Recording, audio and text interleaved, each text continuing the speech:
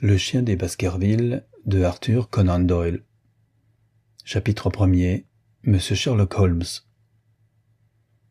Ce matin-là, Monsieur Sherlock Holmes, qui, sauf les cas assez fréquents où il passait les nuits, se levait tard, était assis devant la table de la salle à manger. Je me tenais près de la cheminée, examinant la canne que notre visiteur de la veille avait oubliée. C'était un joli bâton, solide, terminé par une boule, ce qu'on est convenu d'appeler une permission de minuit. Immédiatement au-dessous de la pomme, un cercle d'or, large de 2 centimètres, portait l'inscription et la date suivante, à M. James Mortimer, ses amis du CCH 1884. Cette canne, digne, grave, rassurante, ressemblait à celle dont se servent les médecins vieux jeux.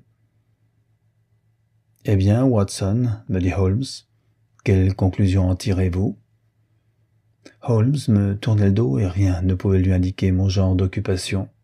« Comment savez-vous ce que je fais ? Je crois vraiment que vous avez des yeux derrière la tête. »« Non, mais j'ai en face de moi une cafetière en argent, polie comme un miroir. »« Allons, Watson, communiquez-moi les réflexions que vous suggère l'examen de cette canne. Nous avons eu la malchance de manquer hier son propriétaire, et puisque nous ignorons le but de sa visite, ce morceau de bois acquiert une certaine importance. « Je pense, répondis-je, suivant de mon mieux la méthode de mon compagnon, que le docteur Mortimer doit être quelque vieux médecin, très occupé et très estimé puisque ceux qui le connaissent lui ont donné ce témoignage de sympathie. »« Bien, approuva Holmes, très bien. Je pense également qu'il y a de grandes probabilités pour que le docteur Mortimer soit un médecin de campagne qui visite la plupart du temps ses malades à pied. Pourquoi ? Parce que cette canne, fort jolie quand elle était neuve, m'apparaît tellement usée que je ne la vois pas entre les mains d'un médecin de ville. L'usure du bout en fer témoigne de longs services. Parfaitement exact, approuva Holmes. Et puis il y a encore ces mots, ces amis du CCH. Je devine qu'il s'agit d'une société de chasse. Le docteur aura soigné quelques-uns de ses membres qui, en reconnaissance, lui auront offert ce petit cadeau. « En vérité, Watson, vous vous surpassez, » fit Holmes, en reculant sa chaise pour allumer une cigarette. « Je dois avouer que, dans tous les rapports que vous avez bien voulu rédiger sur mes humbles travaux, vous ne vous êtes pas assez rendu justice. Vous n'êtes peut-être pas lumineux par vous-même, mais je vous tiens pour un excellent conducteur de lumière. Il existe des gens qui, sans avoir du génie, possèdent le talent de le stimuler chez autrui. Je confesse, mon cher ami, que je suis votre obligé. » Auparavant, Holmes ne m'avait jamais parlé ainsi. Ces paroles me firent le plus grand plaisir, car jusqu'alors, son indifférence, aussi bien pour mon admiration que pour mes efforts tentés en vue de vulgariser ses méthodes, m'avait vexé. De plus, j'étais fier de m'être assimilé son système au point de mériter son approbation quand il m'arrivait de l'appliquer. Holmes me prit la canne des mains et l'examina à son tour pendant quelques minutes, puis, soudainement intéressé, il posa sa cigarette, se rapprocha de la fenêtre et la regarda de nouveau avec une loupe. « Intéressant, quoique élémentaire, » fit-il, en retournant s'asseoir sur le canapé, dans son coin de prédilection. « J'aperçois sur cette canne une ou deux indications qui nous conduisent à des inductions. Quelque chose m'aurait-il échappé ? Dis-je d'un air important. Je ne crois pas avoir négligé de détails essentiels. Je crains, mon cher Watson, que la plupart de vos conclusions ne soient erronées. Quand je prétendais que vous me stimuliez, cela signifiait qu'en relevant vos erreurs, j'étais accidentellement amené à découvrir la vérité. Oh, dans l'espèce, vous ne vous trompez pas complètement. L'homme est certainement un médecin de campagne, et il marche beaucoup. J'avais donc raison. Oui, pour cela. Mais c'est tout. Non, non, mon cher Watson, pas tout, tant s'en faut. J'estime, par exemple, qu'un cadeau fait à un docteur s'explique mieux venant d'un hôpital que d'une société de chasse. Aussi, lorsque les initiales CC sont placées avant celles désignant cet hôpital, les mots Charing Cross s'imposent tout naturellement. Peut-être. Des probabilités sont en faveur de mon explication. Et si nous acceptons cette hypothèse, Nous avons une nouvelle base qui nous permet de reconstituer la personnalité de notre visiteur inconnu. Alors, en supposant que CCH signifie Charing Cross Hospital, quelles autres conséquences en déduirons-nous? Vous ne les trouvez pas. Vous connaissez ma méthode, appliquez-la. La seule conclusion évidente est que notre homme pratiquait la médecine à la ville avant de l'exercer à la campagne. Nous devons aller plus loin dans nos suppositions. Suivez cette piste. À quelle occasion est-il le plus probable qu'on ait offert ce cadeau? Quand les amis du docteur Mortimer se seraient-ils cotisés pour lui donner un souvenir? Certainement au moment où il quittait l'hôpital pour s'établir. Nous savons qu'il y a eu un cadeau. Nous croyons qu'il y a eu un passage d'un service d'hôpital à l'exercice de la médecine dans une commune rurale. Dans ce cas, est-il téméraire d'avancer que ce cadeau a eu lieu à l'occasion de ce changement de situation? Cela semble très plausible. Maintenant, vous remarquerez que le docteur Mortimer ne devait pas appartenir au service régulier de l'hôpital. On n'accorde ces emplois qu'aux premiers médecins de Londres, et ceux-là ne vont jamais exercer à la campagne. Qu'était-il alors? Un médecin auxiliaire. Il est parti il y a 5 ans. Lisez la date sur la canne. Ainsi, votre médecin, grave, entre deux âges, s'évanouit en fumée, mon cher Watson, et à sa place, nous voyons apparaître un garçon de 30 ans, aimable, modeste, distrait et possesseur d'un chien que je dépeindrais vaguement plus grand qu'un terrier et plus petit qu'un mastif. Je souris d'un air incrédule, tandis que Holmes se renversait sur le canapé en lançant au plafond quelques bouffées de fumée. Je ne puis contrôler cette dernière assertion, dis-je, mais rien n'est plus facile que de nous procurer certains renseignements sur l'âge et les antécédents professionnels de notre inconnu. Je pris sur un rayon de la bibliothèque l'annuaire médical et je courus à la lettre M. J'y trouvai plusieurs Mortimer. Un seul pouvait être notre visiteur. Je lus à haute voix.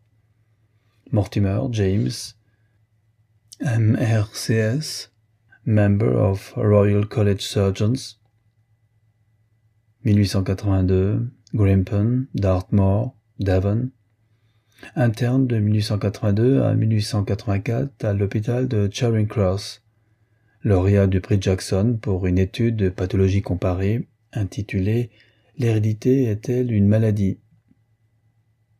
Membre correspondant de la Société pathologique suédoise, auteur de quelques caprices de l'atavisme, The Lancet, 1882, Progressons-nous, Journal de pathologie, 1883, médecin autorisé pour les paroisses de Grimpen, Thornsley et Highborough.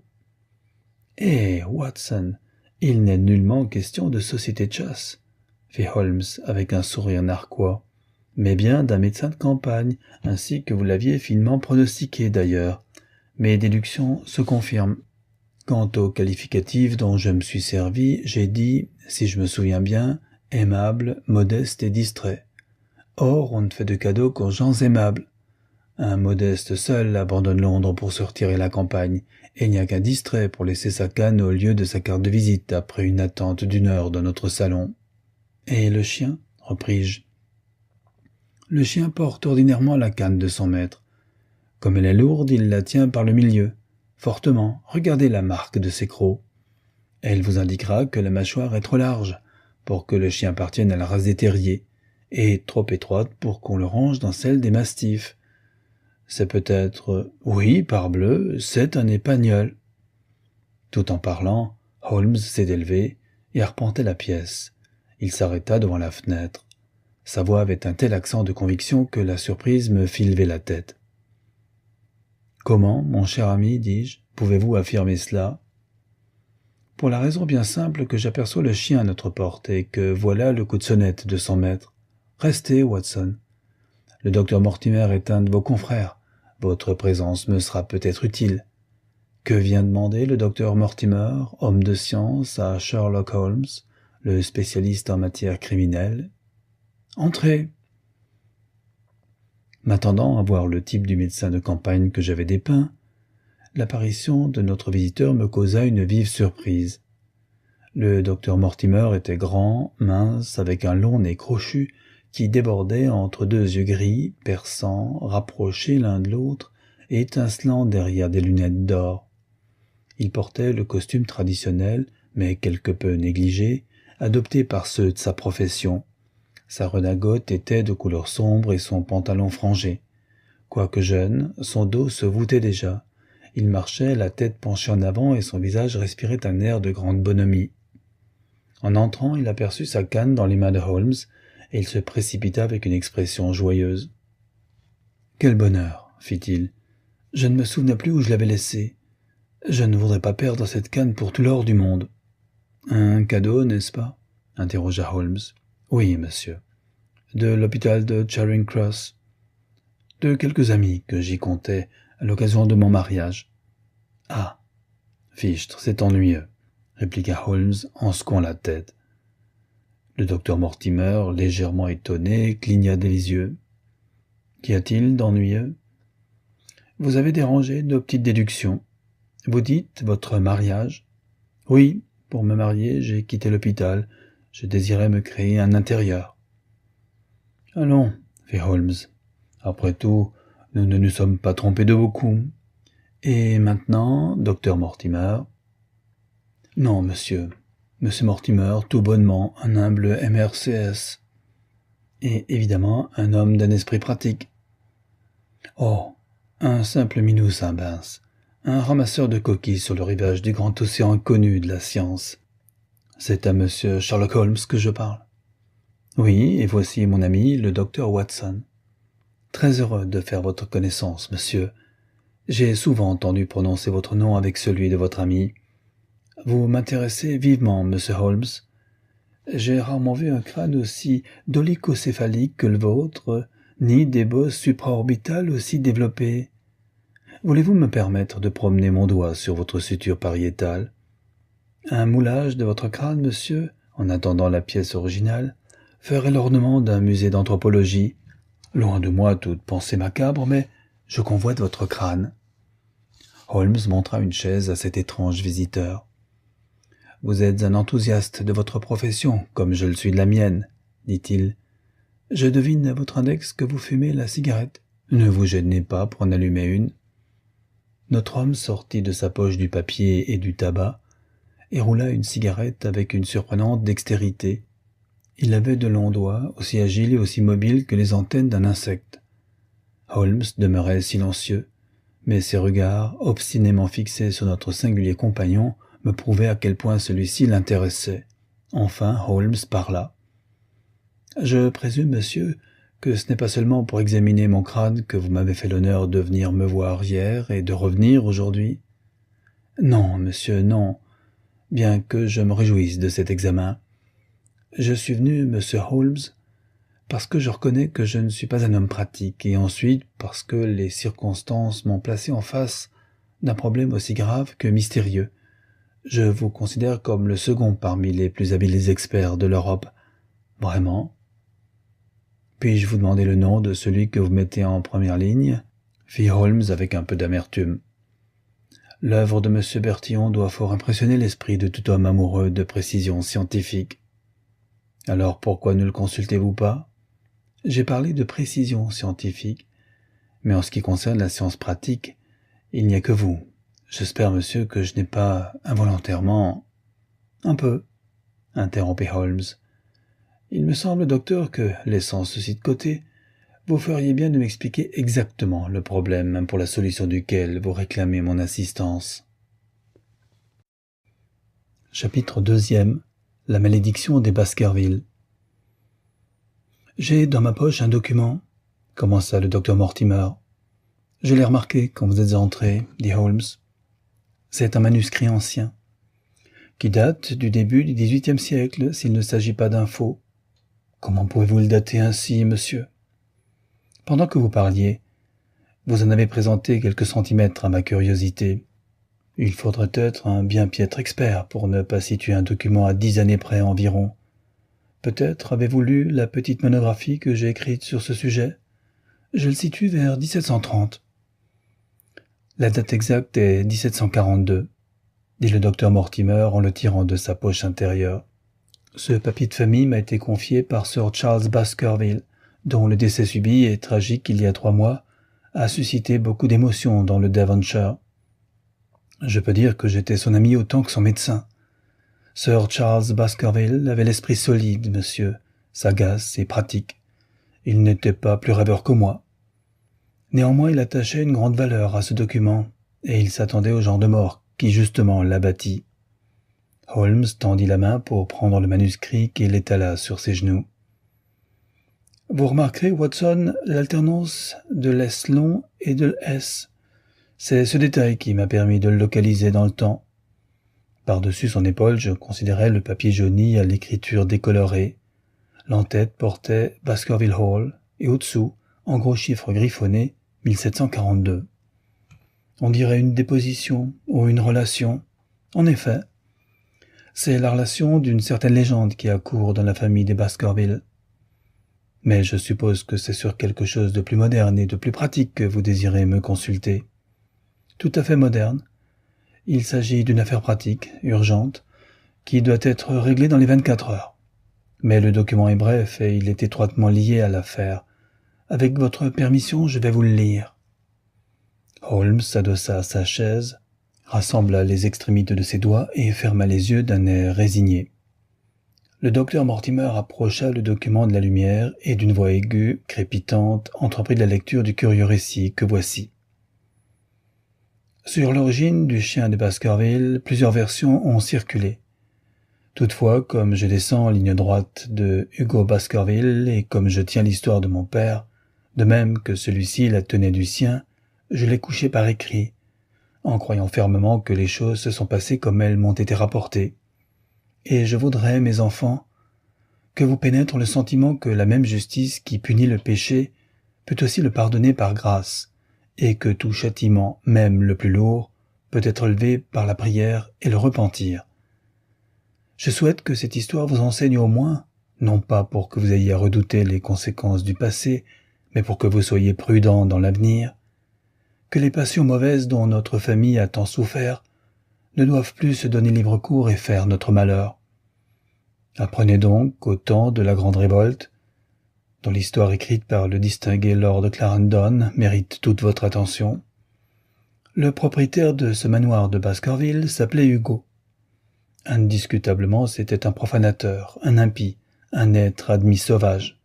Certes, ses voisins auraient pu l'excuser jusque-là, étant donné que le pays n'a jamais été une terre de saints. Mais il était possédé d'une certaine humeur impudique et cruelle qui était la fable de tout l'Ouest. Il advint que ce Hugo s'est pris d'amour, si l'on peut baptiser une passion aussi noire d'un nom aussi pur, pour la fille d'un petit propriétaire rural des environs. Mais la demoiselle l'évitait avec soin, tant la fâcheuse réputation de son soupirant l'épouvantait. Un jour de la Saint-Michel pourtant, ce Hugo, avec l'assistance de 5 ou 6 mauvais compagnons de débauche, l'enleva de la ferme pendant une absence de son père et de ses frères. Ils la conduisirent au manoir et l'enfermèrent dans une chambre du haut, après quoi ils se mirent à table pour boire et festoyer comme chaque soir. Bien entendu, la pauvre fille ne pouvait manquer d'avoir les sangs retournés par les chants et les jurons abominables qui parvenaient d'en bas à ses oreilles. Il paraît que le langage dont usait Hugo Baskerville, quand il était gris, aurait mérité de foudroyer son auteur. Mais dans sa peur, elle osa ce devant quoi auraient hésité des hommes braves et lestes. En s'aidant du lierre qui recouvrait, et recouvre encore, le mur sud, elle dégringola le long des gouttières et courut à travers la lande dans la direction de la ferme de son père, que 3 lieues séparaient du manoir des Baskerville. Un peu plus tard, Hugo quitta ses invités avec l'intention de porter à sa prisonnière des aliments et du vin, et probablement d'autres choses bien pires. Il trouva la cage vide et l'oiseau envolé. Alors ce fut comme si un démon s'était emparé de lui. Il descendit l'escalier 4 à 4, se rua dans la salle à manger, sauta debout sur la table en balayant du pied flacons et tranchoirs, et jura devant ses amis qu'il ferait cette nuit même cadeau de son corps et de son âme aux puissances du mal, s'il pouvait rattraper la jeune fille. Tandis que ses convives regardaient stupéfaits l'expression de cette fureur, l'un d'eux, plus méchant que les autres, ou peut-être davantage, proposa de lancer les chiens sur la trace de la fugitive. Aussitôt Hugo sortit, ordonna à ses valets de sceller sa jument et de déchaîner la meute.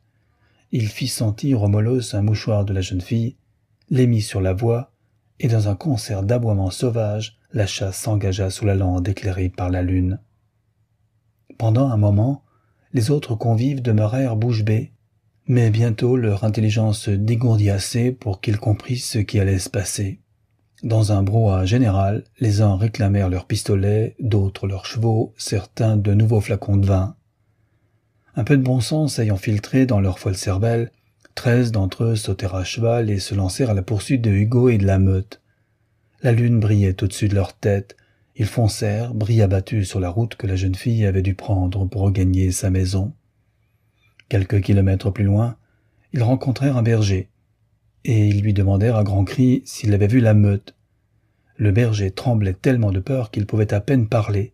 Il finit par bégayer qu'il avait bien aperçu l'infortuné suivi des molosses. « Mais j'ai vu bien pire, » ajouta-t-il.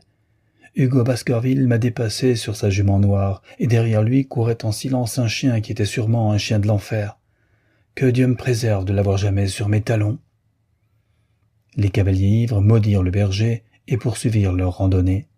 Bientôt, cependant, un froid mortel les saisit. Ils entendirent un galop, et la jument noire, couverte d'écume blanche, passa près d'eux. Sa bride traînait sur le sol et la selle était inoccupée. Alors les convives de Hugo, apeurés, se serrèrent les uns contre les autres.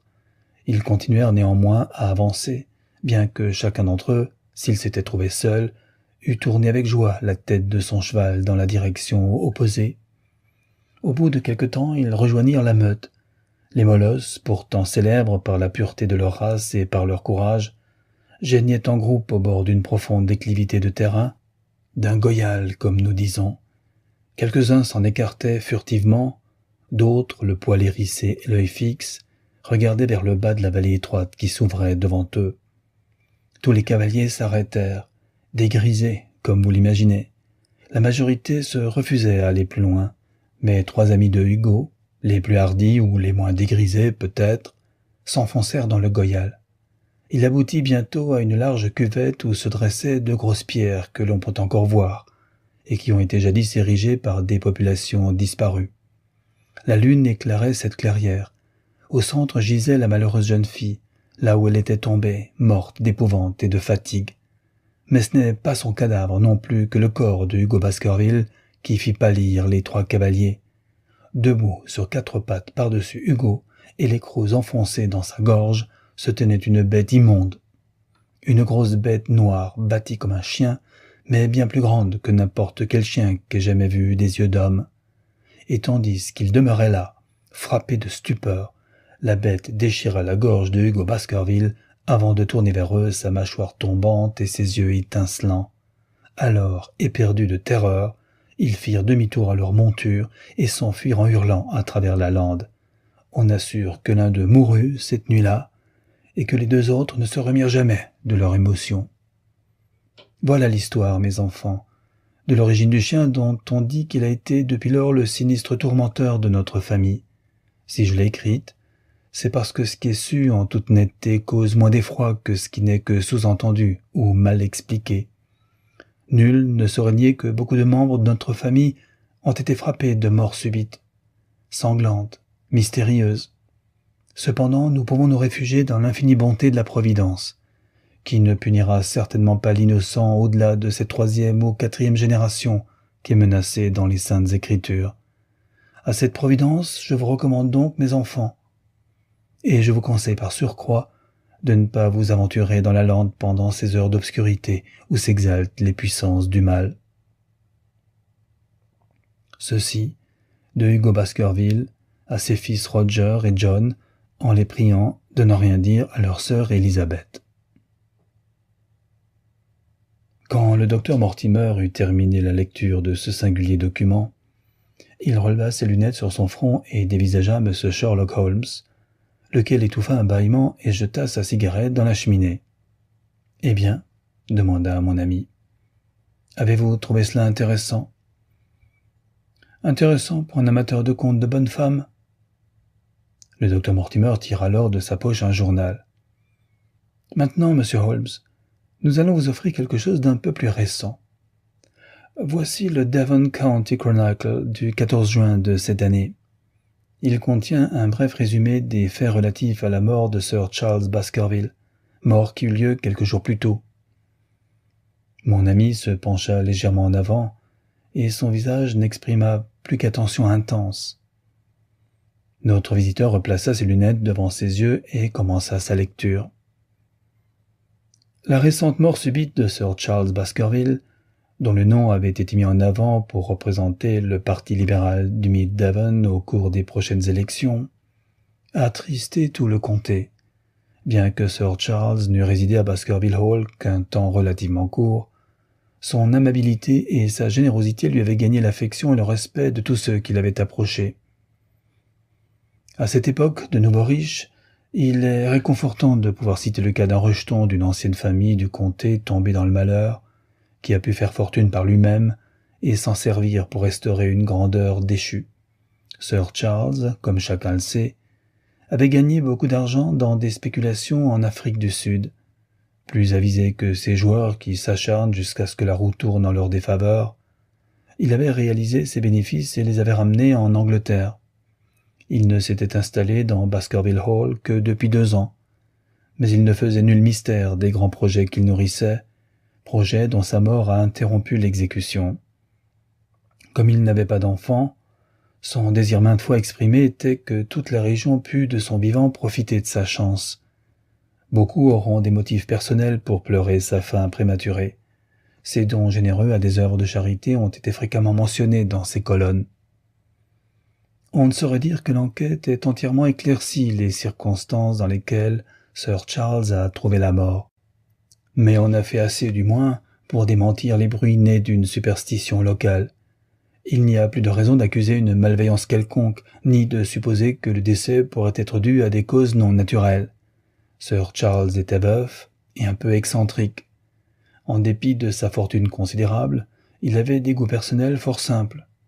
Pour le servir à Baskerville Hall, il disposait en tout et pour tout d'un ménage du nom de Barrymore, le mari faisant fonction de maître d'hôtel et la femme de bonne. Leur témoignage, que corrobore celui de plusieurs amis, donne à penser que la santé de Sir Charles s'était depuis quelque temps dérangée, et qu'il souffrait en particulier de troubles cardiaques, lesquels se manifestaient par des pâleurs subites, des essoufflements et des crises aiguës de dépression nerveuse. Le docteur James Mortimer, ami et médecin du défunt, a témoigné dans le même sens. Les faits sont simples. Sir Charles Baskerville avait l'habitude de se promener chaque soir avant de se coucher dans la célèbre allée des Ifs de Baskerville Hall. Le témoignage des Barrymore le confirme. Le 4 juin, Sir Charles avait annoncé son intention de se rendre à Londres le lendemain, et il avait ordonné à Barrymore de préparer ses bagages. Le soir, il sortit comme de coutume. Au cours de sa promenade, il fumait généralement un cigare. Il ne rentra pas. À minuit, Barrymore vit que la porte du manoir était encore ouverte. Il s'inquiéta, alluma une lanterne et partit en quête de son maître. La journée avait été pluvieuse.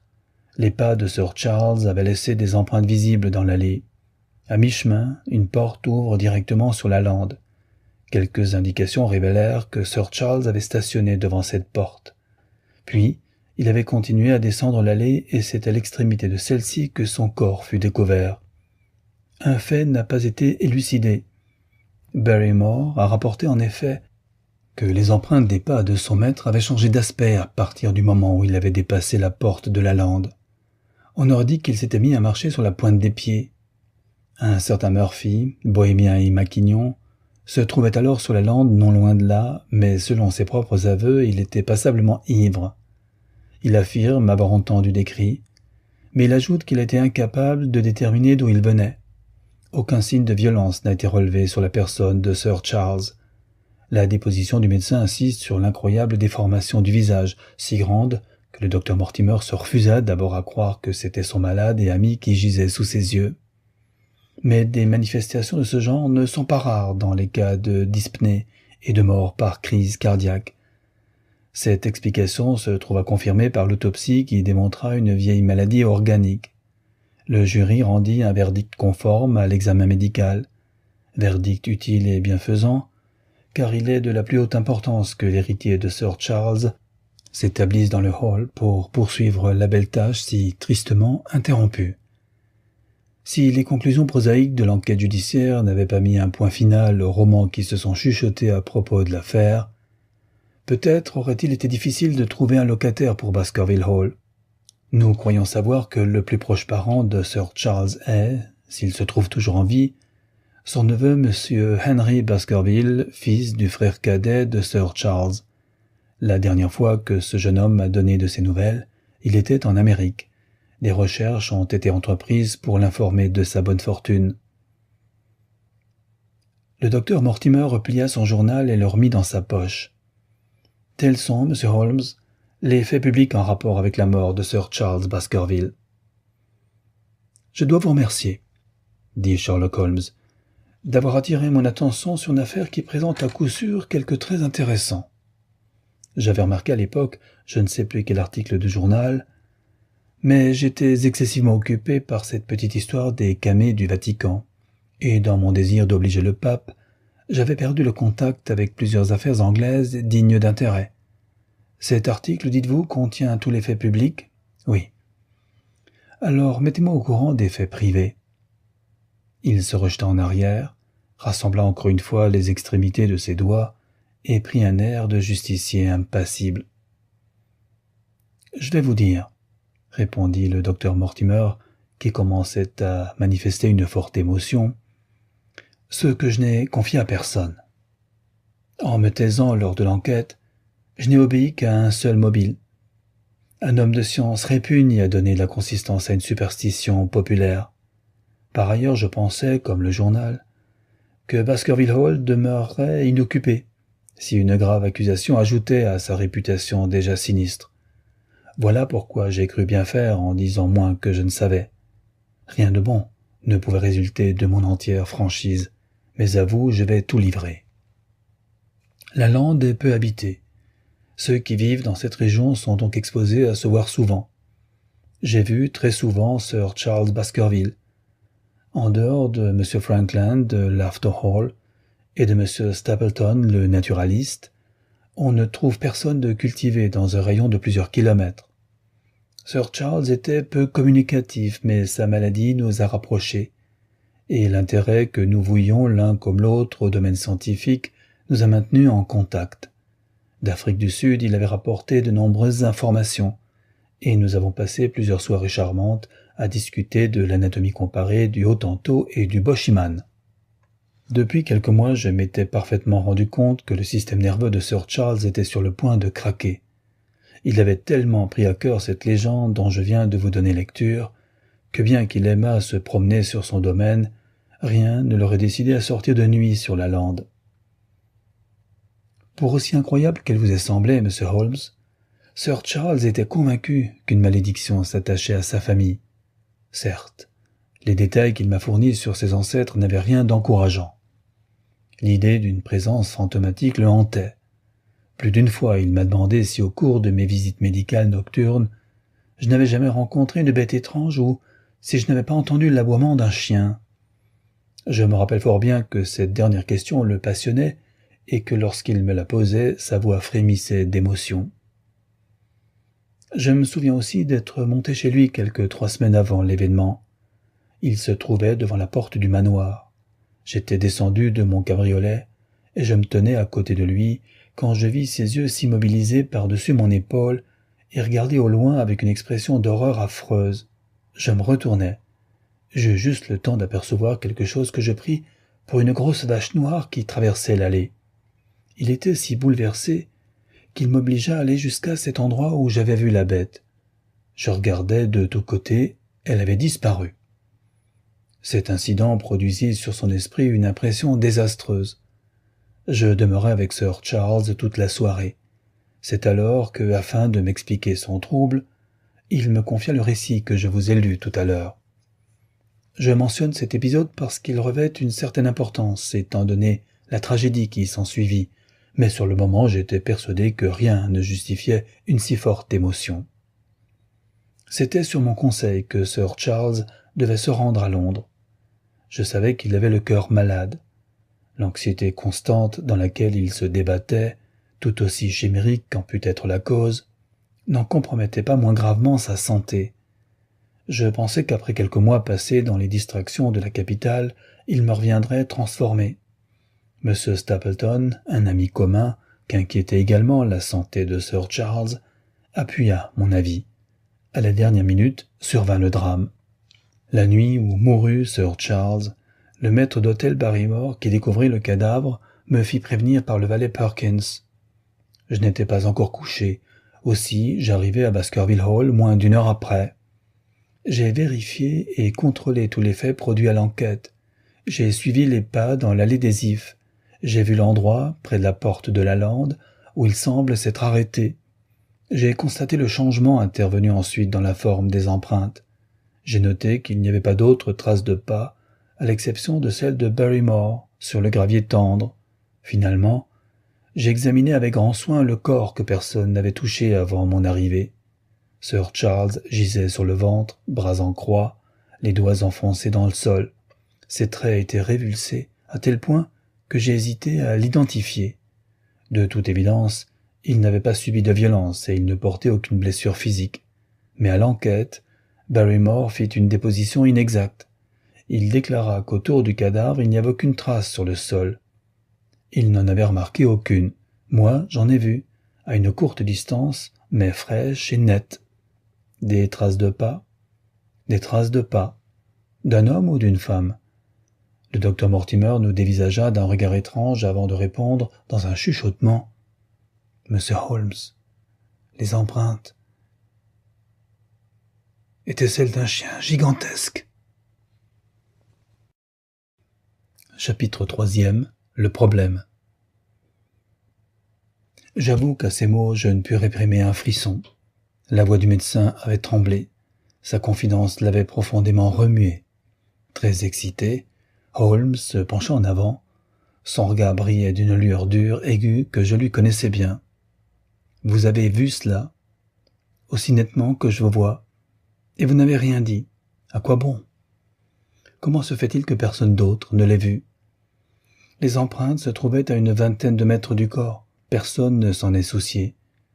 Si je n'avais pas connu la légende, je ne m'en serais pas soucié davantage. Y a-t-il beaucoup de chiens de berger sur la lande? Bien sûr, mais ce n'était pas un chien de berger. Vous dites qu'il était gros, énorme. Mais il ne s'est pas approché du corps, non. Quelle sorte de nuit était-ce? Humide et froide. Il ne pleuvait pas? Non. À quoi ressemble l'allée? Elle s'étend entre deux rangées de vieux ifs taillés en haie, 4 mètres de haut, impénétrables. L'allée par elle-même a 2,50 mètres de large environ. Il n'y a rien entre les haies et l'allée? Si, une bordure de gazon de chaque côté près de 2 mètres de large. J'ai cru comprendre qu'en un endroit la haie d'if est coupée par une porte.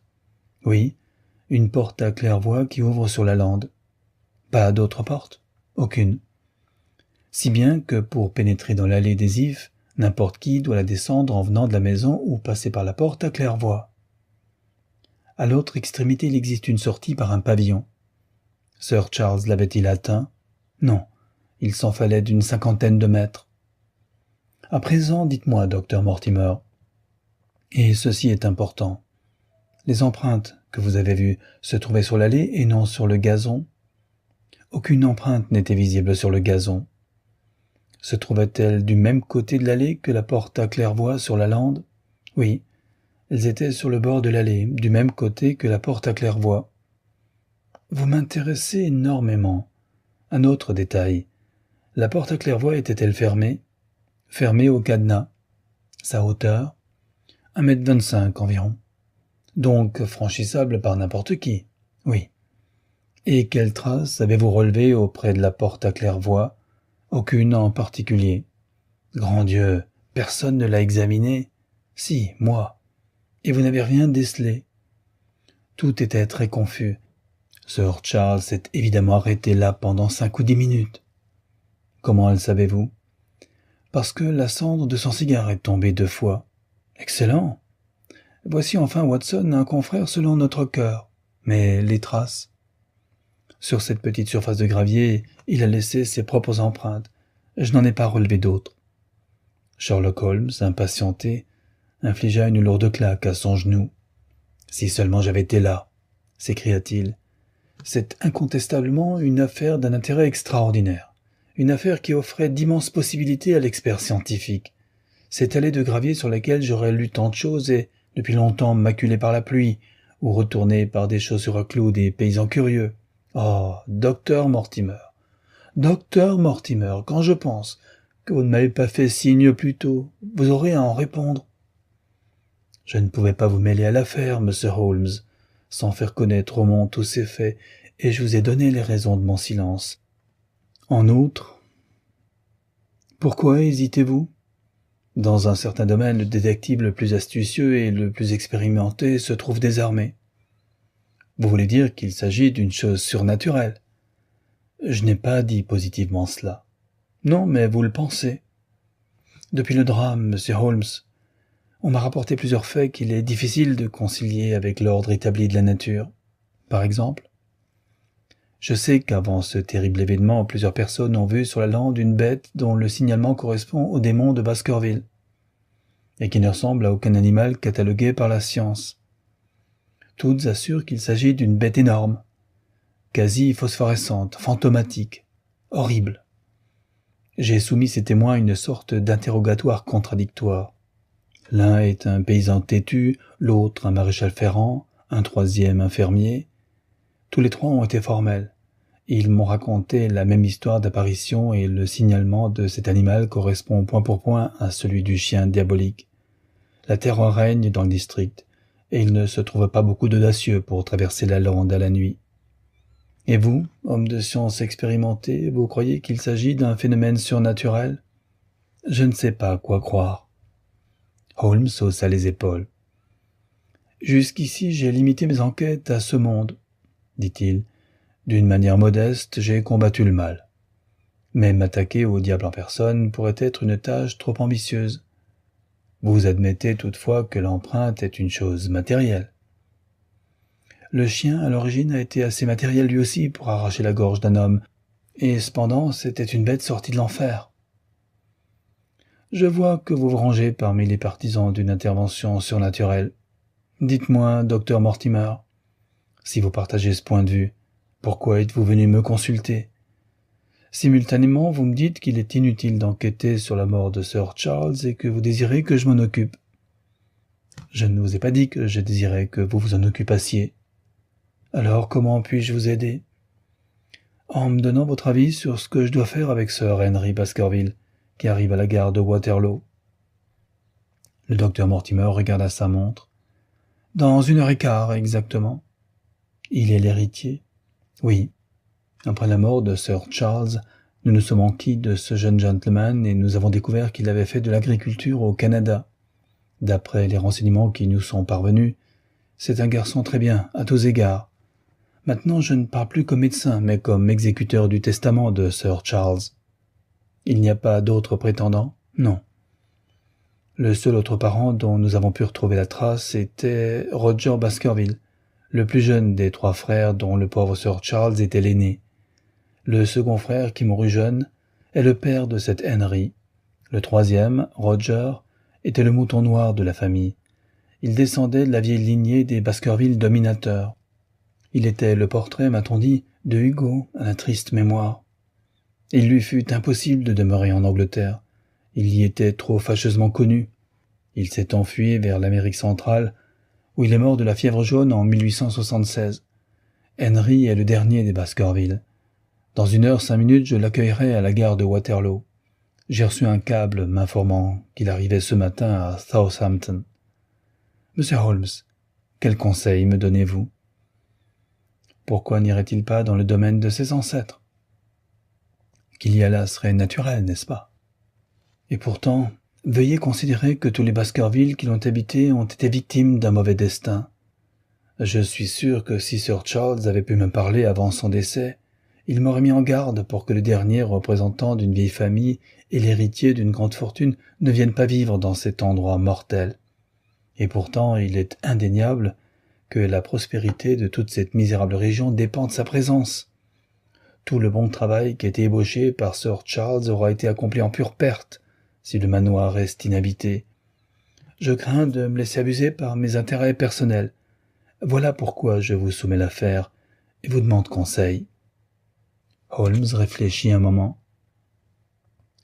Mise en clair, l'affaire se résume à ceci, dit-il. À votre avis, un agent du diable rend Dartmoor invivable pour un Baskerville, c'est bien cela. J'irai du moins jusqu'à dire qu'il y a de fortes présomptions pour qu'il en soit ainsi. Très juste. Mais si votre théorie du surnaturel est exacte, le jeune héritier pourrait succomber aussi à Londres que dans le Devonshire. Je ne conçois guère un démon doté d'une puissance simplement locale, comme le sacristain d'une paroisse. Vous traitez le problème, monsieur Holmes, avec plus de légèreté que vous n'en metteriez si vous étiez en contact personnel avec ces sortes de choses. Selon vous, donc, le jeune Baskerville sera aussi en sécurité dans le Devonshire que dans Londres? Il arrive dans 50 minutes. Que me conseillez-vous? Je conseille, monsieur, que vous preniez un fiacre, que vous emmeniez votre épagnole qui est en train de gratter ma porte, et que vous vous rendiez à la gare de Waterloo pour y rencontrer Sir Henry Baskerville. Et puis que vous ne lui disiez rien du tout avant que j'aie pris une décision touchant l'affaire. Combien de temps vous faudra-t-il pour vous décider? 24 heures. Je vous serais fort obligé, docteur Mortimer, si demain à 10 heures vous aviez la bonté de revenir ici. Et pour mes plans d'avenir, ma tâche sera grandement simplifiée si vous étiez accompagné de Sir Henry Baskerville. C'est entendu, monsieur Holmes. Il griffonna l'heure du rendez-vous sur sa manchette avant de se diriger vers la porte, avec l'allure distraite, déjà gandée, qui lui était habituelle. Holmes l'arrêta au bord de l'escalier. « Une dernière question, docteur Mortimer. Vous dites qu'avant la mort de Sir Charles Baskerville, plusieurs personnes ont vu cette apparition sur la lande.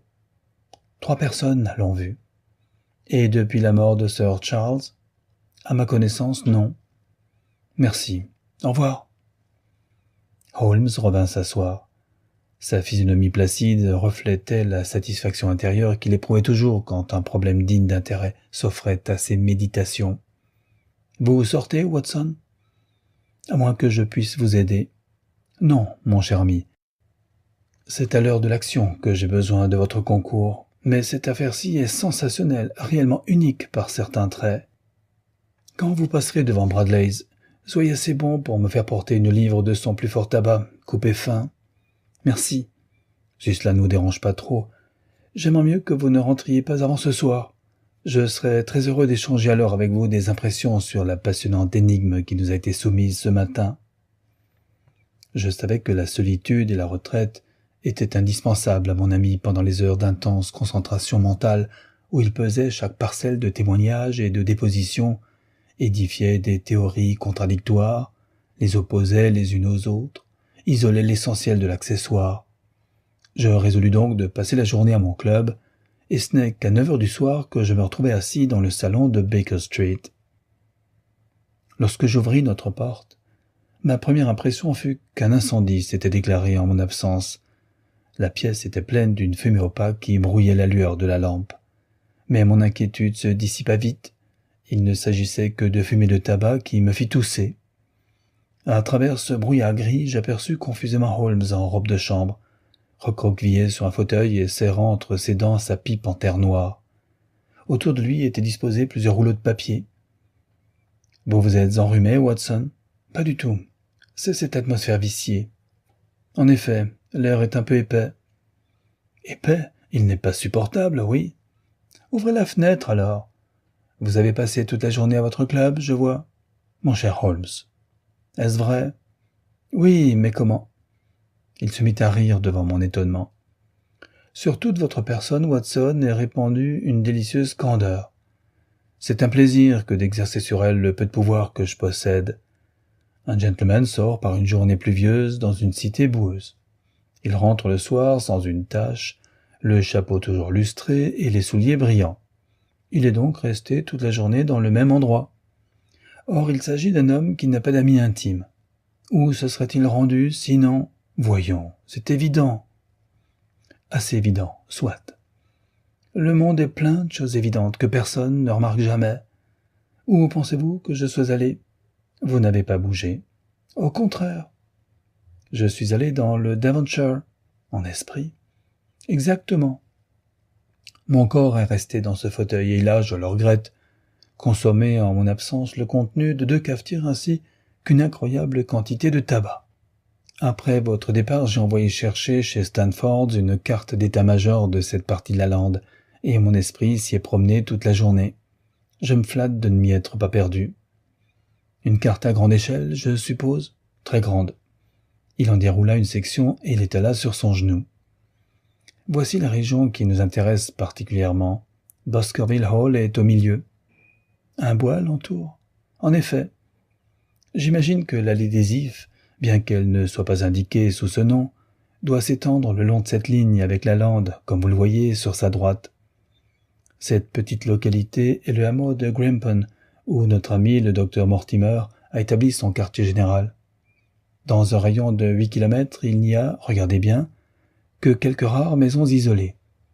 Voici l'After Hall, qui nous a été mentionné tout à l'heure.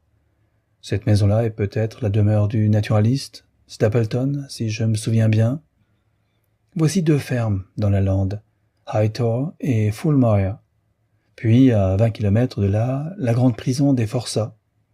Entre ces îlots et tout autour s'étend la lande désolée, sinistre, inhabitée. Ceci donc est le décor où s'est déroulé un drame et où un deuxième sera peut-être évité grâce à nous. L'endroit doit être sauvage. Oui, si le diable désirait se mêler aux affaires humaines. Tiens, vous penchez maintenant pour une explication surnaturelle. Les agents du diable peuvent être de chair et de sang, non? 2 questions primordiales sont à débattre. La première, y a-t-il vraiment eu crime? La deuxième, de quel crime s'agit-il et comment a-t-il été commis? Certes, si l'hypothèse du docteur Mortimer est exacte, et si nous avons affaire à des forces débordant les lois ordinaires de la nature, notre enquête devient inutile. Mais il nous faut épuiser toutes les autres hypothèses avant de retomber sur celle-là. Si vous n'y voyez pas d'inconvénient, nous allons refermer la fenêtre. Je suis sans doute bizarre, mais je trouve qu'une atmosphère concentrée aide à la concentration de l'esprit. Remarquez que je ne vais pas jusqu'à m'enfermer dans une boîte pour penser. Ce serait pourtant la conséquence logique de ma théorie. Avez-vous réfléchi à l'affaire? Oui, j'y réfléchis une bonne partie de la journée. Et qu'en dites-vous? Elle est surprenante. Certes, elle n'est pas banale. Certains détails la classent hors série. Ainsi le changement de forme des empreintes. Quel est votre avis, Watson? Mortimer a déclaré que Sir Charles avait descendu sur la pointe des pieds cette partie de l'allée. Il n'a fait que répéter ce qu'un idiot quelconque a dit au cours de l'enquête. Pourquoi un homme marcherait-il sur la pointe des pieds en descendant cette allée? Quoi, alors? Il courait, Watson. Il courait désespérément, il courait pour sauver sa vie. Il a couru jusqu'à s'en faire éclater le cœur et à tomber raide mort. Il fuyait devant quoi? Voilà le problème. Divers indices nous donnent à penser que Sir Charles était fou de terreur avant même d'avoir commencé à courir. D'où tenez-vous cela? Je suis en train de supposer que la cause de sa terreur lui est apparue sur la lande. Dans ce cas, probable, seul un homme ayant perdu la tête aura couru en s'éloignant de sa maison, et non en cherchant à rentrer chez lui. Si le témoignage du bohémien peut être tenu pour valable, il a couru en appelant à l'aide justement dans la direction où il avait le moins de chances de trouver du secours. Ceci encore. Qui attendait-il cette nuit-là, et pourquoi attendait-il ce visiteur dans l'allée des Ifs plutôt que dans sa maison? Vous croyez qu'il attendait quelqu'un? Sir Charles était assez âgé et peu valide. Nous pouvons admettre qu'il aimait se promener le soir, mais le sol était détrempé et la nuit peu clémente. Est-il normal qu'il soit resté là, debout 5 ou 10 minutes, comme l'a déduit de la cendre du cigare le docteur Mortimer, lequel a montré là plus de sens pratique que je ne l'aurais espéré? Mais il sortait chaque soir. Je crois peu vraisemblable qu'il ait attendu chaque soir à la porte de la lande. Au contraire, il évitait la lande. Or, cette nuit-là, il a attendu. Et c'était la nuit qui précédait son départ pour Londres. L'affaire prend forme, Watson. Elle devient cohérente. Puis-je vous demander de me tendre mon violon? Nous ne parlerons plus de cette tragédie avant que nous ayons l'avantage de recevoir demain matin le docteur Mortimer et Sir Henry Baskerville. Chapitre 4. Sir Henry Baskerville. Notre table, après le petit déjeuner, fut vite desservie. Holmes attendait en robe de chambre ses interlocuteurs. Nos clients furent exacts. L'horloge venait de sonner 10 heures quand le docteur Mortimer fut introduit, suivi du jeune baronnet. Celui-ci avait une trentaine d'années. Il était petit, vif, très trapu. Il avait les yeux bruns, de noirs sourcils épais et un visage éveillé, combatif. Il était vêtu d'un costume de tweed de couleur rouille. Il était hâlé comme quelqu'un qui a passé au grand air le plus clair de son temps. Mais le regard tranquille et le maintien assuré révélaient le jeune homme de bonne race. « Je vous présente Sir Henry Baskerville », annonça le docteur Mortimer. « C'est moi », fit notre nouveau visiteur. « Et ce qui est étrange, monsieur Sherlock Holmes, c'est que si mon ami ne m'avait pas proposé d'aller vous voir ce matin, je serais venu de mon propre chef. Je crois savoir que vous élucidez volontiers des petites énigmes, et je me suis trouvé ce matin en face d'un certain puzzle qui mérite plus de réflexion que je ne me sens capable de lui en accorder. Ayez l'obligeance de vous asseoir, Sir Henry. Dois-je comprendre que depuis votre arrivée à Londres, vous avez été le héros d'une aventure digne d'intérêt ? Rien d'important, monsieur Holmes, rien qu'une plaisanterie, vraisemblablement. Il s'agit d'une lettre, si vous pouvez appeler cela une lettre, qui m'est parvenue ce matin. Il déposa une enveloppe sur la table. Nous nous penchâmes dessus. C'était une enveloppe ordinaire, grisâtre. L'adresse, Sir Henry Baskerville, Northumberland Hotel, était écrite en lettres grossières. Le tampon de la poste indiquait Charing Cross et la date celle de la veille au soir. « Qui savait que vous descendiez au Northumberland Hotel ?» interrogea Holmes en regardant attentivement notre visiteur. Personne ne pouvait le savoir. Nous ne l'avons décidé qu'après notre entrevue, le docteur Mortimer et moi. Mais le docteur Mortimer sans doute y était déjà descendu. Non, répondit le docteur. J'avais accepté l'hospitalité d'un ami. Rien ne laissait prévoir que nous logerions dans cet hôtel. Quelqu'un me paraît fort intéressé à vos faits et gestes. De l'enveloppe, il tira une demi-feuille de papier ministre pliée en 4. Il l'étala sur la table. En son milieu, une seule phrase, constituée par des mots imprimés collés sur le papier. Cette phrase était la suivante. « Si vous tenez à votre vie et à votre raison, éloignez-vous de la lande. » Le mot lande était écrit à l'encre. Maintenant, questionna Sir Henry Baskerville, peut-être me direz-vous, monsieur Holmes, ce que signifie cela et qui s'intéresse tant à mes affaires. Qu'en pensez-vous, docteur Mortimer? Vous conviendrez qu'il n'y a rien de surnaturel là-dedans, n'est-ce pas? Non, monsieur. Mais cette lettre pourrait fort bien provenir d'une personne pensant que l'affaire sort du cadre naturel des choses. Quelle affaire? Intervint Sir Henry, non sans brusquerie. Il me semble, messieurs, que vous connaissez mes affaires personnelles beaucoup mieux que moi. Avant que vous ne sortiez d'ici, dit Sherlock Holmes, vous saurez tout ce que nous savons, Sir Henry. Je vous le promets. Pour l'instant, avec votre permission, nous nous en tiendrons au présent à ce document très intéressant qui a dû être composé et posté hier soir. Avez-vous le Times d'hier, Watson? Il est là, dans ce coin. Puis-je vous demander de me le passer? La page intérieure, s'il vous plaît, celle des éditoriaux. Il jeta un coup d'œil rapide, son regard fit le tour des colonnes. Article très important sur le libre-échange. Permettez-moi de vous en citer un extrait. Vous pouvez vous laisser bercer par le rêve que votre propre commerce ou votre propre industrie sera favorisée par un tarif protectionniste, mais votre raison vous certifie qu'une telle législation éloigne le pays de ce que vous tenez pour de la richesse, diminue la valeur de nos importations et abaisse les conditions générales de vie dans cette île. Qu'en pensez-vous, Watson? S'écria Holmes en se frottant les mains. Ne croyez-vous pas que cette opinion est pertinente? Le docteur Mortimer regarda Holmes avec un intérêt exclusivement professionnel, et Sir Henry Baskerville tourna vers moi 2 yeux noirs ahuris. « Je ne connais pas grand-chose aux tarifs douaniers, dit-il, mais il me semble qu'en ce qui concerne cette lettre, nous sommes assez loin de la piste. Au contraire, je pense que nous sommes sur la bonne piste. Sir Henry, Watson est mieux que vous au fait de mes méthodes, mais je me demande s'il a bien compris la signification de cette phrase. Non, j'avoue que je ne vois aucun rapport. Et cependant, mon cher Watson, le rapport est tel que l'un est tiré de l'autre. Vous, tenez, vie, raison, éloigné, votre, et Ne voyez-vous pas d'où ces mots ont été tirés? Nom d'un tonnerre, s'exclama Sir Henry. Vous avez raison, c'est merveilleux. Si le moindre doute persiste dans votre esprit, veuillez considérer le fait que vous tenez et votre raison sont découpées les deux fois d'un seul tenant. Ma foi, c'est vrai. Réellement, Monsieur Holmes, ceci dépasse tout ce que j'aurais pu imaginer, fit le docteur Mortimer, en contemplant mon ami avec stupéfaction.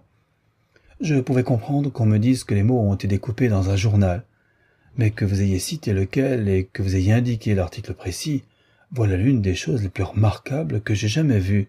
Comment y êtes-vous arrivé? Je présume, docteur, que vous pourriez distinguer le crâne d'un nègre de celui d'un esquimau. Évidemment. Mais comment y arriveriez-vous? Je vois autant de différence entre les caractères bourgeois d'un article du Times et l'impression déplorable d'un journal du soir que vous en percevez entre votre esquimau et votre nègre. La connaissance des caractères d'imprimerie est indispensable à tout expert en criminologie. Pourtant, je confesse que dans ma jeunesse, il m'est arrivé de confondre le Leeds Mercury et le Western Morning News. Mais un éditorial du Times est tout à fait identifiable, et ces mots ne pouvaient pas avoir été pris ailleurs. La lettre ayant été postée hier, il était probable que nous la retrouverions dans le journal d'hier. Si je vous suis bien, monsieur Holmes, dit Sir Henry Baskerville, quelqu'un a découpé ce message avec des ciseaux à ongles. Vous pouvez voir que les ciseaux possèdent une lame très courte, puisque le découpeur s'y est pris à 2 fois pour, vous tenez. Effectivement. Quelqu'un a donc découpé le message avec des ciseaux à lame courte, en a collé les morceaux avec de la colle, de la gomme fondue, sur le papier à lettres. Mais je voudrais bien savoir pourquoi le mot Land a été écrit à la main. Parce que le découpeur ne l'a pas trouvé imprimé. Les autres mots étaient courants. Ils pouvaient donc être repris dans n'importe quel journal, mais Land est moins commun. C'est évidemment une explication. Avez-vous tiré autre chose de ce message, monsieur Holmes? 2 ou 3 bricoles. Et pourtant, on a veillé soigneusement à ne laisser aucun indice.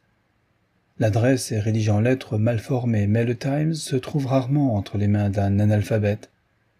Nous pouvons donc déduire que ce message a été composé par un individu instruit qui voulait passer pour un homme du peuple, et le fait qu'il a voulu déguiser sa propre écriture suggère que cette écriture pouvait vous être connue, ou vous devenir connu. D'autre part, vous observerez que les mots ne sont pas collés en ligne droite. Certains sont placés plus haut que les autres. Vie, par exemple, est carrément déséquilibrée par rapport au reste. Négligence, hâte et énervement. Je pencherai plutôt pour la précipitation, car l'affaire était d'importance, et il est peu vraisemblable que l'auteur d'une telle lettre ait cédé à la négligence. S'il était pressé, une question intéressante se pose. Pourquoi était-il pressé? Puisque toute lettre postée avant la première levée de ce matin aurait été remise à Sir Henry avant qu'il eût quitté son hôtel.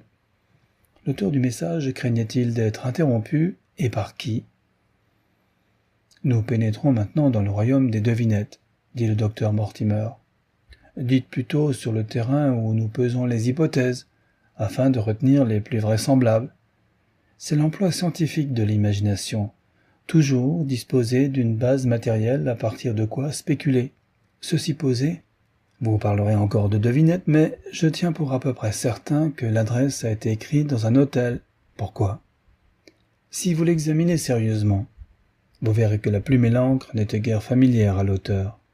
La plume a cracheté 2 fois au cours d'un seul mot, et l'encre s'est épuisée 3 fois pour une adresse aussi brève. Il y avait donc peu d'encre dans l'encrier. Vous connaissez les porte-plumes et les encriers des hôtels. Les plumes y sont souvent mauvaises, et il n'y a jamais beaucoup d'encre dans les encriers. Oui, je me risque à dire que si nous pouvions inspecter les corbeilles à papier des hôtels des environs de Charing Cross, jusqu'à ce que nous trouvions le numéro mutilé du Times, nous pourrions désigner la personne qui vous a envoyé ce message singulier. Oh oh! Que veut dire cela? Il était penché sur le papier ministre où les mots avaient été collés. Il l'approcha à quelques centimètres de ses yeux. Eh bien? Rien, dit-il en le reposant. C'est une demi-feuille de papier blanc, sans même un filigrane. Je crois que nous avons extrait tout ce que nous pouvons de cette lettre bizarre. À présent, Sir Henry, vous est-il arrivé autre chose d'intéressant depuis votre arrivée à Londres? Ma foi non, monsieur Holmes, je ne crois pas. Vous n'avez pas remarqué que vous étiez suivi ou surveillé? Je débarque en plein roman noir, soupira notre visiteur. Pourquoi, s'il vous plaît, quelqu'un m'aurait-il suivi ou surveillé? Nous allons y venir. Vous ne voyez rien d'autre à nous raconter avant que nous vous exposions l'affaire? Eh bien, cela dépend de ce que vous jugez digne d'être raconté. Je crois que tout ce qui sort de la routine de l'existence mérite d'être mentionné. Sir Henry sourit. Je connais peu les habitudes anglaises, car j'ai vécu presque entièrement aux États-Unis et au Canada. Mais j'espère que la perte d'un soulier ne fait pas partie de la routine d'une existence anglaise. Vous avez perdu l'un de vos souliers, mon cher monsieur, protesta le docteur Mortimer. Mais vous l'avez tout simplement égaré.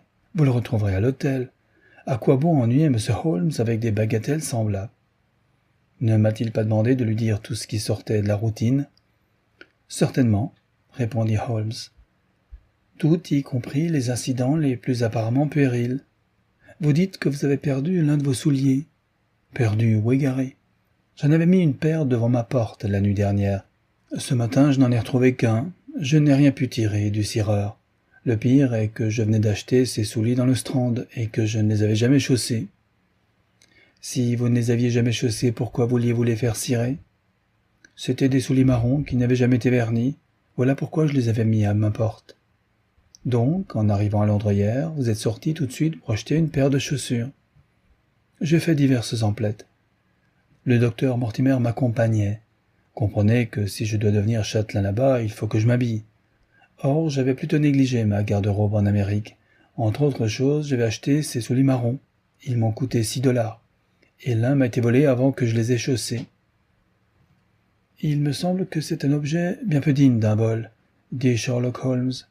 Je partage l'avis du docteur Mortimer. Vous retrouverez bientôt ce soulier manquant.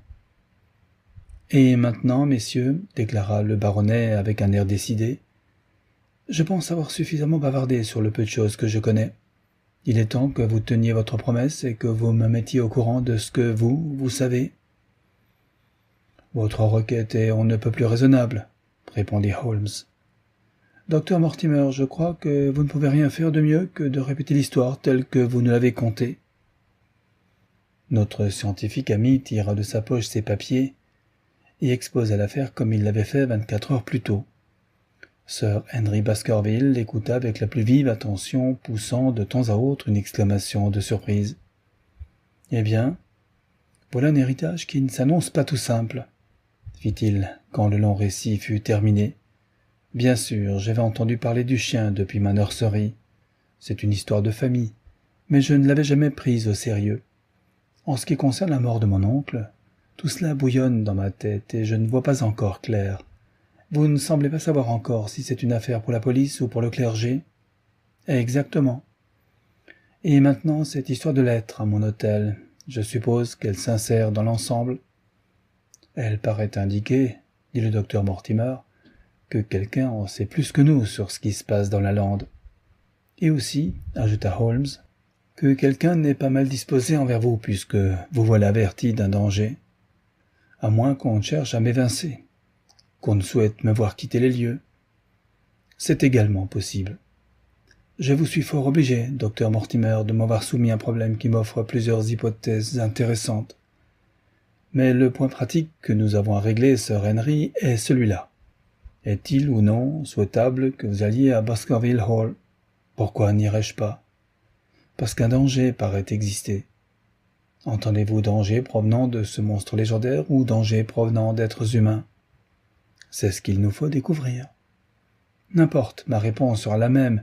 Il n'existe pas de démon de l'enfer, monsieur Holmes, ni d'homme sur terre qui puisse m'empêcher de vivre dans la demeure de ma propre famille. Vous pouvez considérer cela comme mon dernier mot.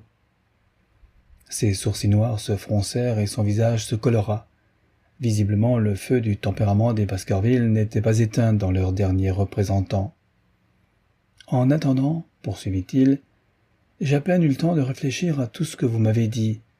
C'est beaucoup demander à un homme que d'apprendre et de décider coup sur coup. Je voudrais disposer d'une heure de tranquillité. Monsieur Holmes, il est maintenant 11h30.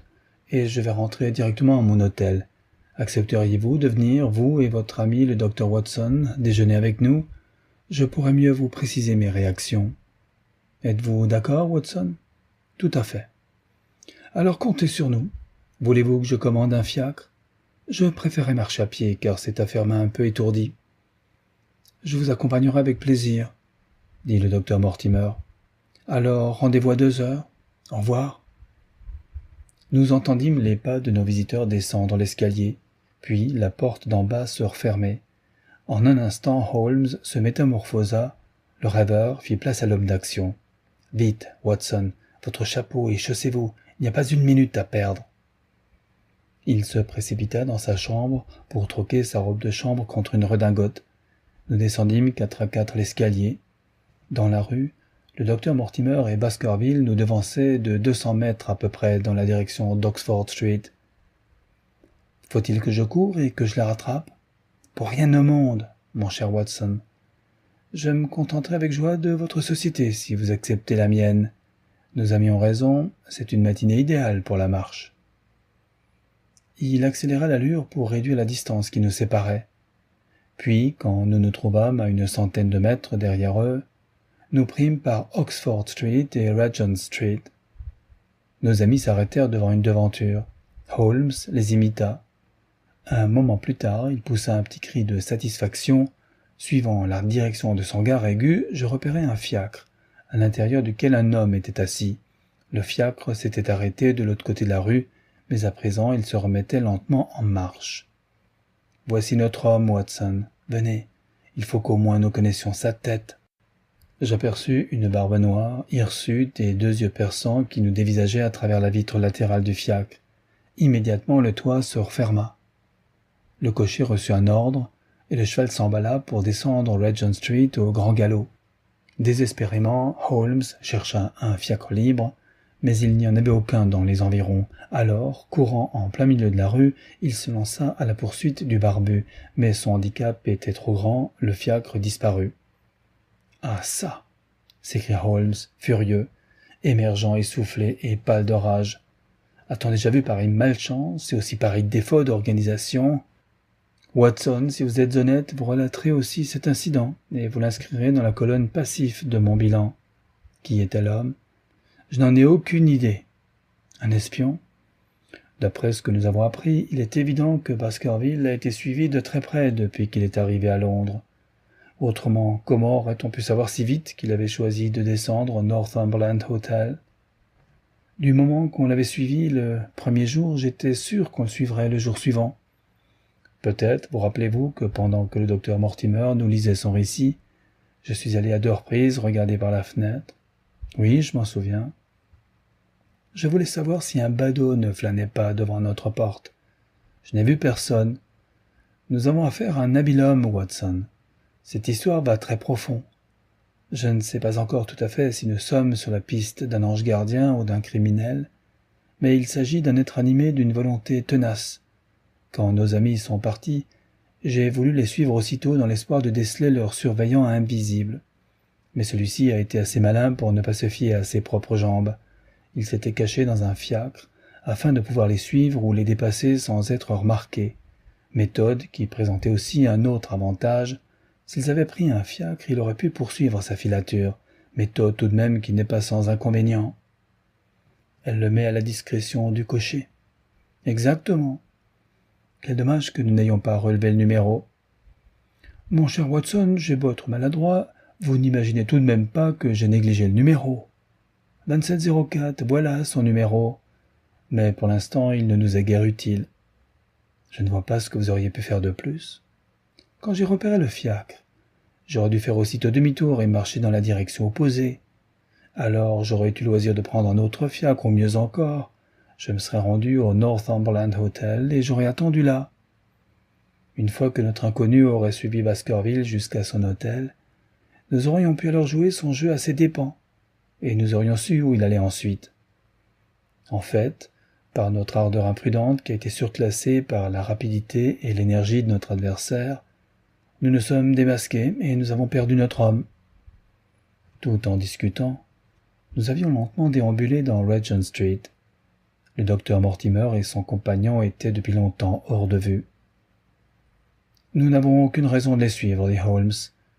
L'ombre s'est enfuie et ne reviendra pas. Il nous reste à compter les autres atouts que nous avons en main et à les jouer avec décision.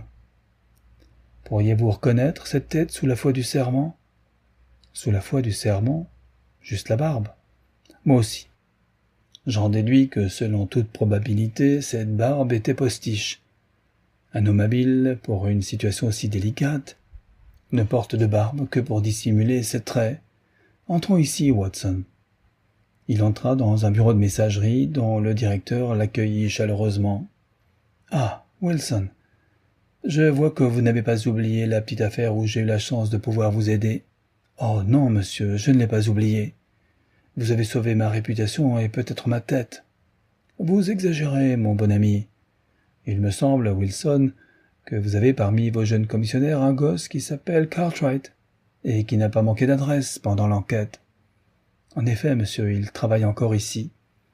Pouvez-vous me l'amener ? Merci. Et vous m'obligeriez en me donnant la monnaie de ce billet de 5 livres. » Un garçonnet de 14 ans, au visage éveillé, intelligent, arriva bientôt. Il se mit au garde-à-vous devant le célèbre détective. « Donnez-moi le répertoire des hôtels, » commanda Holmes. « Merci. À présent, Cartwright, voici les noms de 23 hôtels, tous dans les environs immédiats de Charing Cross. Vous voyez ? » « Oui, monsieur. »« Vous les visiterez à tour de rôle. » »« Oui, monsieur. » « Dans chacun, vous commencerez par donner un shilling au portier. Voici 23 shillings. »« Oui, monsieur. » Vous lui direz que vous voulez voir les papiers mis hier au rebut. Vous direz qu'un télégramme important a été jeté par erreur et que vous avez ordre de le rechercher. Comprenez-vous ? Oui, monsieur. Mais ce n'est pas un télégramme que vous rechercherez. C'est une page intérieure du Times, découpée avec des ciseaux. Voici un numéro du Times. C'est cette page-ci. Vous pourrez la reconnaître facilement, n'est-ce pas ? Oui, monsieur. Chaque fois, le portier appellera un chasseur à qui vous remettrez également un shilling. Voici 23 shillings. Il est parfaitement possible que sur les 23 hôtels, il s'en trouve 20 où les rebuts de la veille aient été brûlés ou détruits.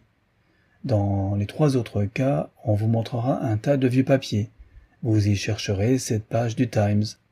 Vos chances pour la retrouver sont minimes. Voici 10 shillings supplémentaires en cas de besoin. Faites-moi un rapport télégraphique à Baker Street avant ce soir. Et maintenant, Watson, nous avons à rechercher, non moins télégraphiquement, l'identité du cocher 2704. Après quoi, les galeries de peinture de Bond Street nous distrairont jusqu'à l'heure de notre rendez-vous. Chapitre 5e. 3 fils se cassent. Sherlock Holmes possédait au plus haut degré la faculté très remarquable de se livrer l'esprit à volonté. Pendant 2 heures, il sembla avoir oublié l'étrange affaire à laquelle nous nous trouvions mêlés, et il eut l'air de ne s'intéresser qu'au maître de la peinture flamande moderne. Quand nous quittâmes la galerie de tableaux, il ne parla que d'art en professant des théories passablement frustes, jusqu'à ce que nous arrivions au Northumberland Hotel. « Sir Henry Baskerville est en haut et vous attend, » nous dit l'employé de la réception. « Il m'a prié de vous faire monter immédiatement. » « Verriez-vous un inconvénient à ce que je jette un coup d'œil sur votre registre ?» demanda Holmes. « Pas le moindre. » Le registre révélait que 2 noms avaient été inscrits après celui de Sir Henry. L'un était Theophilus Johnson, avec sa famille, de Newcastle. L'autre, Madame Oldmore et sa femme de chambre, de High Lodge, Alton. « Il s'agit sûrement du Johnson que nous connaissons, » dit Holmes à l'employé. « Un juriste, n'est-ce pas, qui a des cheveux blancs et qui boitille ? » « Non, monsieur. Ce monsieur Johnson est un propriétaire de mine de charbon, très alerte, pas plus âgé que vous. »« Vous êtes certain que vous ne vous trompez pas au sujet de sa profession ? » ?»« Non, monsieur. Il est notre client depuis de nombreuses années et nous le connaissons bien. »« Alors, n'en parlons plus. »« Madame Oldmore, il me semble que ce nom me dit quelque chose. Excusez ma curiosité, mais vous savez qu'en rendant visite à un ami, on tombe souvent sur un autre ami. » « C'est une dame infirme, monsieur. Son mari était maire de Gloucester. Elle descend toujours chez nous quand elle vient à Londres. »« Merci, je ne pense pas la connaître. » Par ces questions, Watson, nous avons marqué un point important. Nous savons que les gens qui s'intéressent si vivement à notre ami ne sont pas descendus à son hôtel, ce qui signifie que, comme nous nous en sommes aperçus, ils le surveillent de près, mais aussi qu'ils sont très attentifs à ce que lui ne les voit pas. C'est un élément qui donne à penser. À penser quoi? À penser que... Oh oh, mon cher ami, que diable se passe-t-il? Comme nous arrivions en haut de l'escalier, nous nous étions heurtés à Sir Henry Baskerville en personne. Il avait le visage empourpré de fureur, et il tenait à la main un vieux soulier poussiéreux. Il était si en colère qu'il pouvait à peine articuler. Quand il retrouva l'usage de la parole, ce fut pour employer un langage beaucoup plus américain que celui dont il avait usé le matin. « J'ai l'impression qu'on me prend ici pour un pigeon, » cria-t-il. « Si l'on me cherche, on me trouvera. Nom d'un tonnerre! Si ce type ne peut pas retrouver le soulier qu'il m'a kidnappé, ça fera du bruit. Je ne déteste pas la plaisanterie, monsieur Holmes, mais cette fois-ci, on y va un peu fort. Vous cherchez encore votre soulier? Oui, monsieur, et je le trouverai. Vous m'aviez bien dit que c'était un soulier neuf marron. C'était en effet un soulier neuf marron, monsieur, et c'est un vieux soulier noir qu'on me vole maintenant. Comment, vous ne voulez pas dire? Si, c'est exactement ce que je veux dire. J'avais en tout et pour tout 3 paires de chaussures, la neuve marron, la vieille noire et la vernie que j'ai au pied. La nuit dernière, on m'a volé un soulier marron et aujourd'hui, on m'a piqué une chaussure noire. Alors, vous l'avez retrouvé? Parlez au moins. Ne roulez pas les yeux en billes de loto. Un valet de chambre allemand, fort ému, venait d'apparaître. Non, monsieur, j'ai cherché dans tout l'hôtel, mais je n'ai rien trouvé. Écoutez-moi. Ou bien ce soulier me sera rendu avant ce soir, ou bien je me rends chez le directeur pour lui annoncer que je quitte immédiatement cet hôtel. On le retrouvera, monsieur. Je vous jure que si vous avez un peu de patience, on le retrouvera. Je l'espère, car ce sera le dernier objet que je perdrai dans cette caverne de voleurs. Monsieur Holmes, pardonnez-moi de vous agacer avec de semblables bagatelles. Je pense qu'elles valent la peine qu'on s'en occupe. Comment? Vous voilà tout grave. Avez-vous une explication à m'offrir? Moi? Mais je n'essaie même pas d'expliquer, c'est la chose la plus folle, la plus étrange qui, je crois, m'est arrivée. La plus étrange soit, dit Holmes en réfléchissant. Qu'en pensez-vous? Ma foi, je ne prétends pas m'être déjà fait une opinion. Votre affaire est très compliquée, très complexe.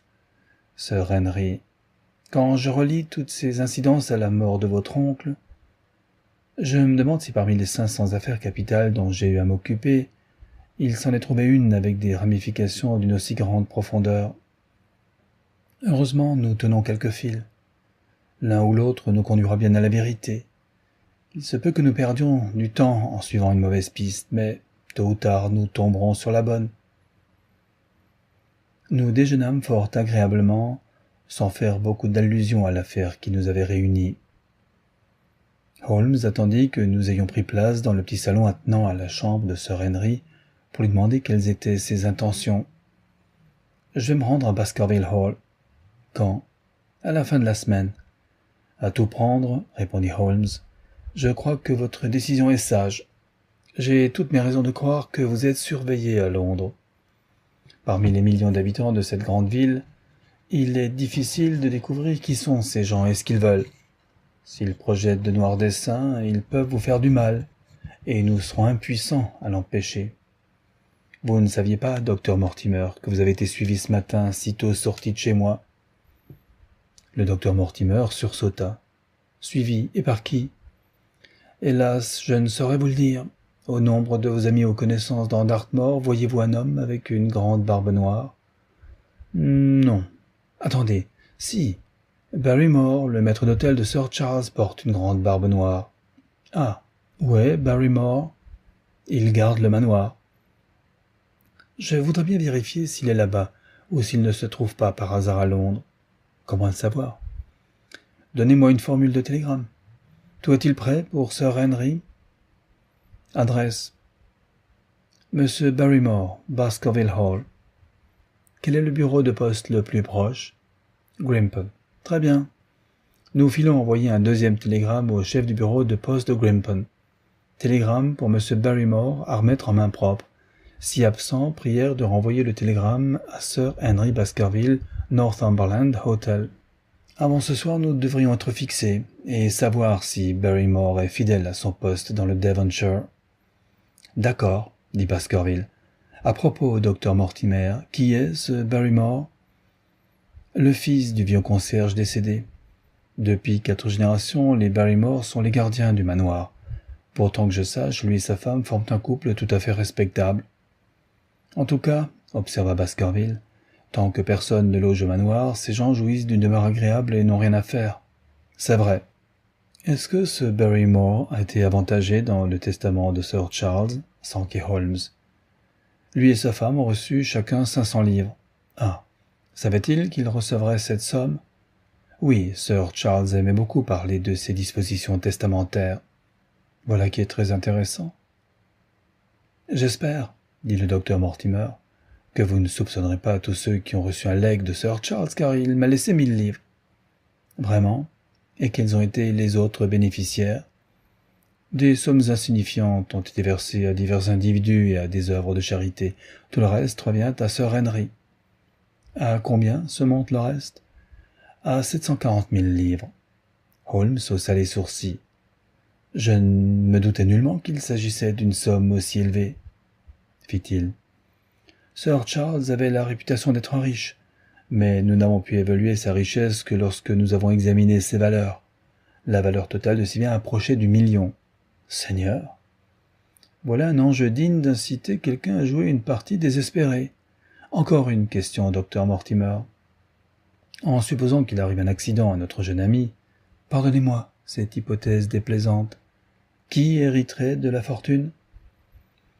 Puisque Roger Baskerville, le frère cadet de Sir Charles, est mort célibataire, les biens reviendraient au Desmond, cousin éloigné. James Desmond est un clergyman âgé du Westmoreland. Merci.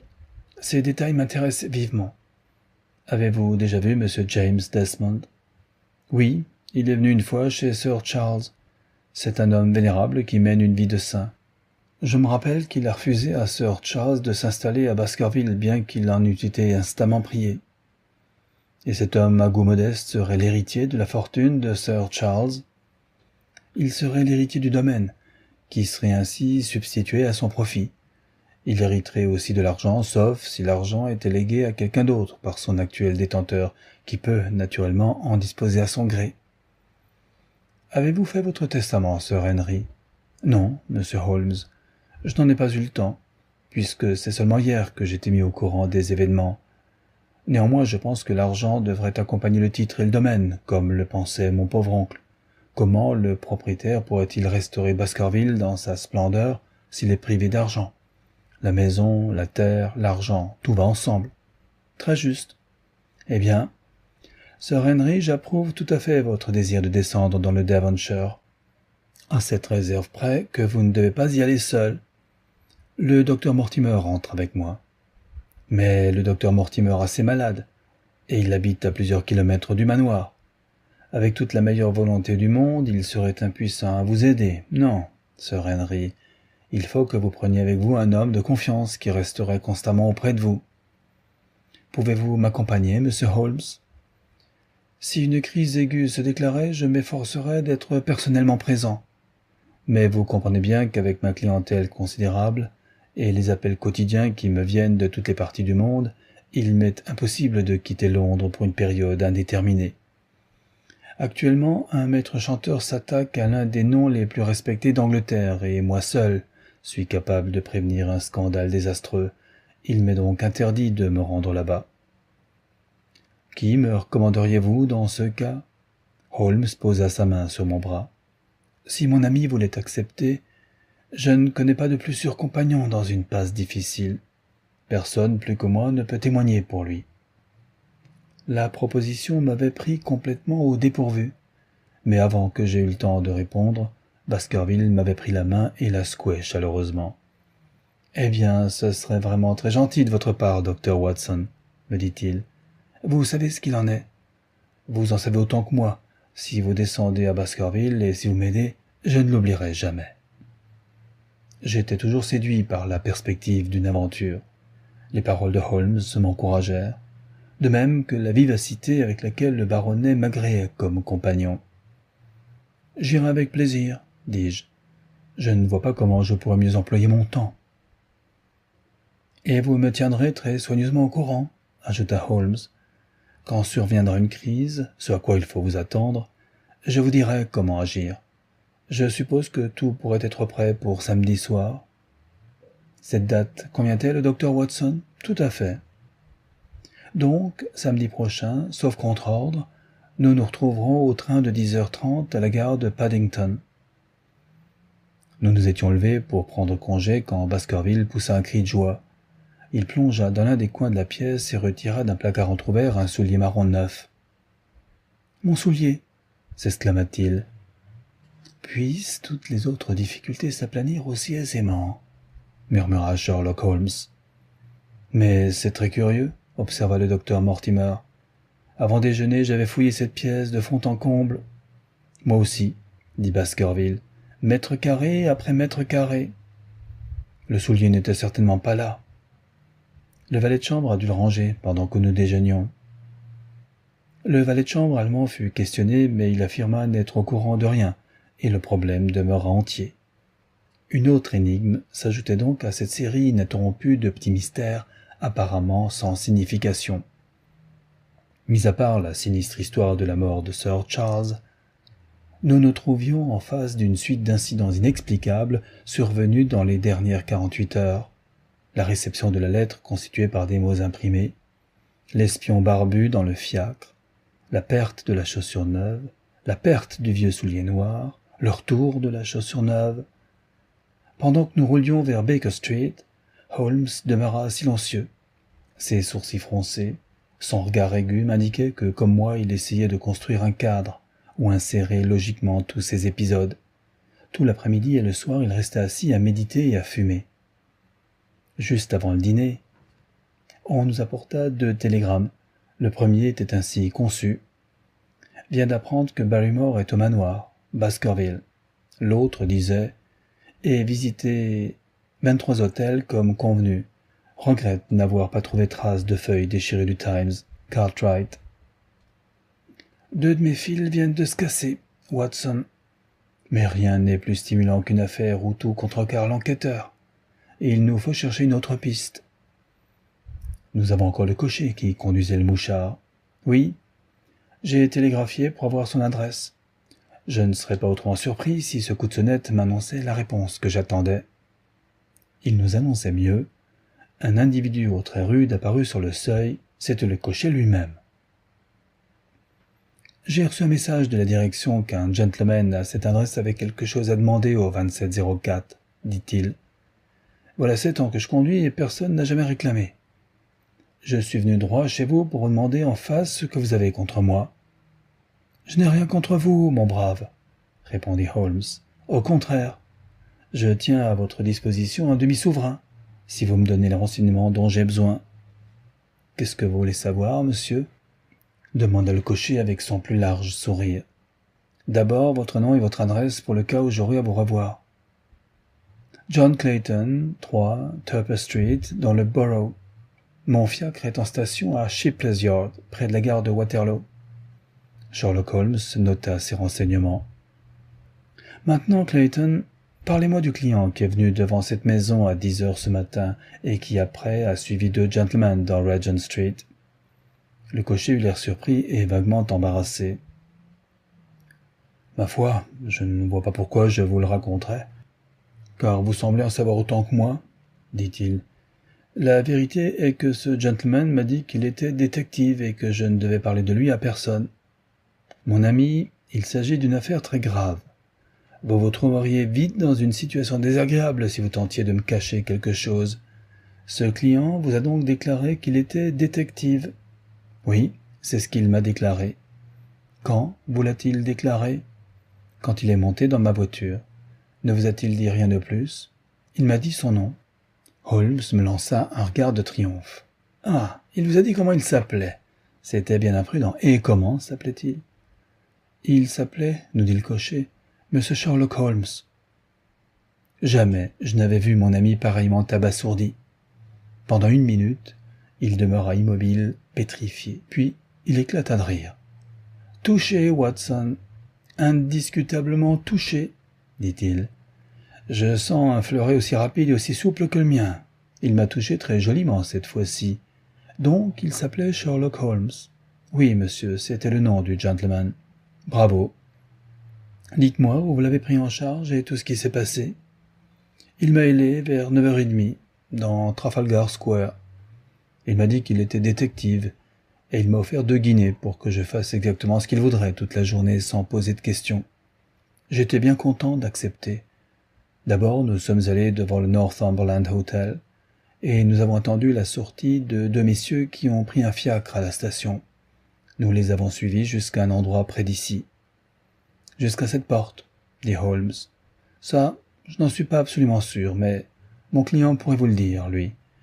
Nous nous sommes arrêtés dans la rue et nous avons attendu 1h30. Puis les 2 gentlemen sont ressortis, nous ont dépassés à pied, et nous les avons suivis dans Baker Street. »« Je sais, » dit Holmes. « Jusqu'à ce que nous arrivions aux 3/4 de Regent Street. Là, mon client a refermé le toit, m'a crié de foncer à la gare de Waterloo. J'ai fouetté la jument, et nous sommes arrivés en 10 minutes. Il m'a payé mes 2 guinées, comme convenu, et il s'est précipité dans la gare. Juste comme il me quittait, il s'est retourné et m'a lancé. Peut-être serez-vous content de savoir que vous avez conduit M. Sherlock Holmes. Voilà comment j'ai su son nom. Je comprends. Et vous ne l'avez plus revu? Pas après qu'il fut entré dans la gare. Et comment décririez-vous M. Sherlock Holmes? Le cocher se gratta la tête. C'est que le gentleman n'est pas facile à décrire. Je dirais qu'il a une 40aine d'années, qu'il était de taille moyenne, une 10aine de centimètres de moins que vous, monsieur. Il était habillé comme quelqu'un de bien. Il avait une barbe noire, terminée en carré, et une figure pâle. Je ne sais pas si je pourrais trouver autre chose à dire. La couleur de ses yeux, je n'en sais rien. C'est tout? Oui, monsieur, tout. Bon. Voici votre demi-souverain. Un autre vous attend si vous pouvez me rapporter d'autres renseignements. Bonne nuit. Bonne nuit, monsieur, et merci. John Clayton partit en gloussant de joie. Holmes se tourna vers moi, il haussa les épaules et sourit lugubrement. « Voilà cassé net, notre 3e fil, dit-il. Nous en sommes revenus à notre point de départ, rusé coquin. Il connaissait notre adresse. Il savait que Sir Henry Baskerville l'avait consulté, il m'avait repéré dans Regent Street, il avait deviné que je noterais le numéro de son fiacre, et que je mettrais la main sur le cocher, et il m'a fait tenir ce message impertinent. Je vous le dis, Watson, cette fois nous avons un adversaire digne de croiser notre fer. J'ai été mis échec et mat à Londres. Je vous souhaite meilleure chance de le Devonshire, mais je ne suis pas rassuré. À quel propos? Pas rassuré de vous envoyer là-bas. C'est une sale affaire, Watson, une sale affaire, une affaire périlleuse. Plus je la considère et moins elle me plaît. Oui, mon cher ami, vous pouvez rire, mais je vous donne ma parole que je serai très heureux de vous voir de retour sain et sauf à Baker Street.